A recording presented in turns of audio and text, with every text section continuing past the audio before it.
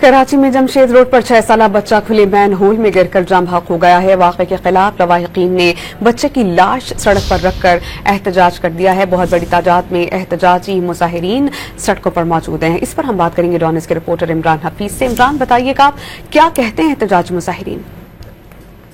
देखिए, ये जमशेद रोड है, PSF पंप के करीब जो है खुला मेन होल था, जिसके अंदर 6 साला अली नामी बच्चा जो है वो इसके अंदर गिरकर जो है वो अपनी जान गंवा बैठा है। वाकई की इत्तला के ऊपर बड़ी तादाद में इलाका मकीन और उनके अहले खाना वहाँ पर पहुंचे हैं। बच्चे को खुद मदद के तहत जो है बच्चे को खुले मेन होल से निकाला, जिसके बाद जो है मुजाहिरीन ने जो गटर के ढक्कन ना होने की वजह से इसके खिलाफ जो है वो वहाँ पर जमशेद रोड पर लाश रखकर बच्चे की एहतजाज किया, और जिसके बाद बदतरीन ट्रैफिक जाम हो गया।